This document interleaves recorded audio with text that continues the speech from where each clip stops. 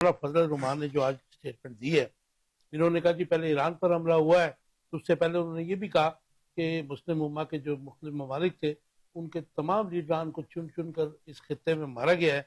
अब ईरान पर हमला हुआ है तो उसके बाद पाकिस्तान की बारी है, पाकिस्तान को अपनी पॉलिसी फौरी तौर पर तब्दील करनी चाहिए। आपका ठीक है?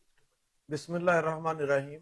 जैसे काशी साहब मौलाना साहब की जो स्पीच है उसमें मेरा ख्याल है कि कोई डकी छुपी बात तो है नहीं। आप देख लें कि जितने भी इसराइल के साथ आगे जो मिडल ईस्ट में कंट्री, आप शाम देख लें, आप लबनान का हाल देख लें, आप इराक का देख लें, लीबिया को देख, लीबिया आप देख लें, कुवैत देख लें, मिस्र का इवन मिस्र जो है, मिस्र तो मैं समझता हूँ कि बिल्कुल ही जो है ना वो लेट ही गया हुआ है इस वक्त।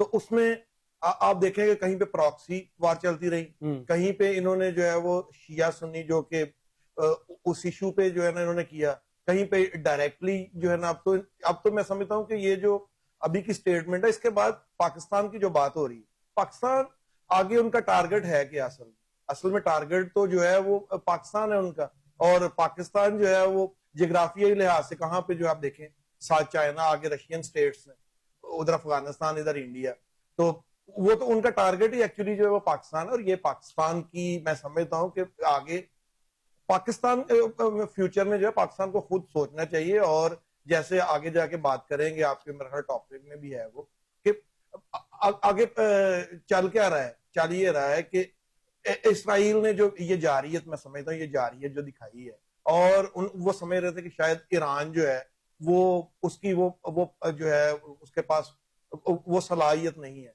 लेकिन ईरान ने साबित कर दिया। और सबसे बड़ी बात क्या है उसकी, ये जो आगे से सही वाला जवाब दे रहा है, आगे से जो सही वाली जो आगे से मजम्मत और जो जवाबी हमले हुए हैं, और जो उन्होंने उनका जो राइट था, जो सेल्फ डिफेंस है ना जी, सेल्फ डिफेंस में सेक्शन 51 जो है इंटरनेशनल लॉ की, उसके मुताबिक जो उनका राइट था इसको करना, तो उन्होंने ये समझा था।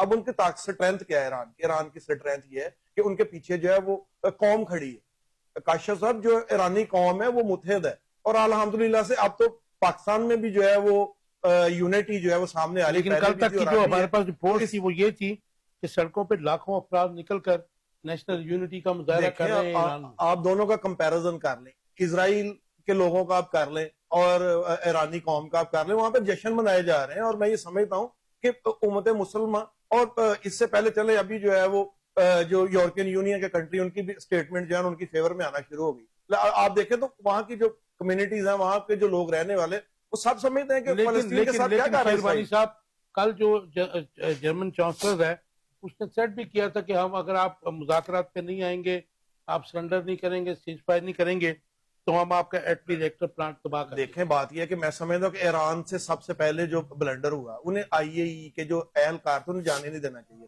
शिमाली कोरिया बने ना जी, देखे बने क्या कि इन्होंने बड़ा मैं सॉफ्ट कॉर्नर दिखाया और उन्हें कहा कि आप आए, और वो सारी जासूसी हिसाब से काशी साहब चल रही है उनकी जो है। और कौन लोग IAEA में, कौन लोग हैं? यही लोग बैठे। लेकिन मुसाद का रोल तो है ना। देखिए, मुसाद का रोल ये है कि मुसाद अब जो ये पहले जो एक coup यहाँ पे होने की कोशिश हुई, और मैं खराज तहसीन पेश करता हूँ अपनी एयरफोर्स को और बाकी अफवाज को कि जो इनका जो बगल बचा है इंडिया, क्या हाल हुआ उधर भी मुसाद थी। कौन से जो ड्रोन गिर रहे थे वो किन के थे?